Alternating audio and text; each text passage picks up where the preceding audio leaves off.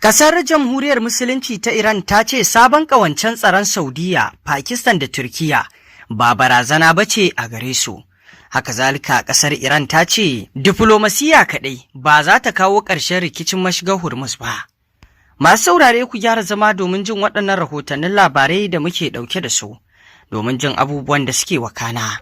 Ƙasar Jamhuriyar Musulunci ta Iran ta ce sabon ƙawancen tsaron Saudiya, Pakistan da Turkiya ba barazana ba ce ba gare su.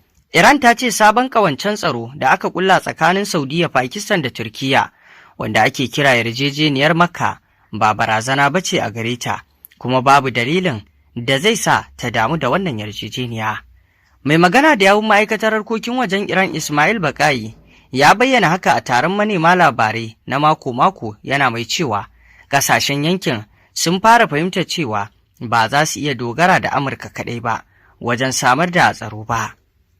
Ya kuma ce har yanzu mashigar Hormuz ba za ta iya zama cikakkiyar hanyar jiragen dakon mai ba mai aminci, muddin ana ci gaba da wasu matakan takunkumi da kuma saba yarjejeniyoyi da aka cimma.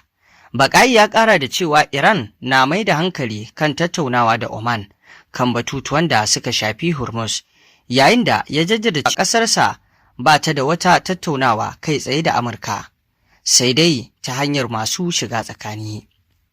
A ɗaya rahoton kuwa ƙasar Iran ta ce diflomasiya kaɗai ba za ta kawo ƙarshen rikici na mashigar Hormuz ba tsakanin Iran da Amurka. Iran ta ce ba za a iya kawo ƙarshen rikici da ke tattare da mashigar Hormuz ba ta hanyar diflomasiya kaɗai ba. Tana mai jaddada cewa dole ne a haɗa tattaunawa da amfani da ƙarfin ƙasa wajen kare muradanta. Mai magana da yawun ma'aikatar harkokin wajen Iran Ismail Baƙayi ya bayyana cewa diflomasiya na taka muhimmiyar rawa wajen kare bukatun ƙasar, amma ba za ta wadatar ba muddin akwai abin da ya kira matsin lamba da takunkumin ruwa da Amurka ke amfani da shi. A cewarsa, Iran na haɗa hanyoyi na diflomasiya da ƙarfin soja domin tunkarar ƙalubalen da take fuskanta. Yana mai cewa wannan ne matakin da ƙasar ke ɗauka a halin yanzu. Ya ce kuma duk da ci gaban tattaunawar Iran da Oman kan tsara hanyoyin zirga-zirga a mashigar Hormuz, hakan ba yana nufin za a sake buɗe mashigar gaba ɗaya ba domin zirga-zirgar jiragen ruwa ba. Wannan shi ne abin da Iran ta faɗa. Har yanzu dai ana ci gaba da kawo abubuwan da suke na bambance-bambance domin ci gaba.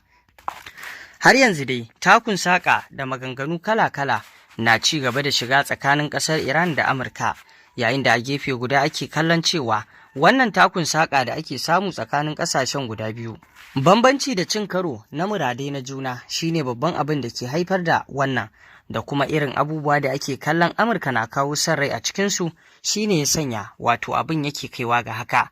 Domin ana kallon cewar da a ce ƙasar Amurka za ta kauda tsarin da yake na fifita kanta a cikin wannan batu, to da za a kawo abin da yake na maslahar da za a magance al'amarin. Amma a yanzu ba za a iyakance ga lokacin da wannan al'amari zai kare ba, saboda cin karo da juna na ra'ayoyi da ake samu daga ɓangarorin guda biyu. To masu saurare ƙarshen rahoton kenan, mai za ku ce kan haka mu?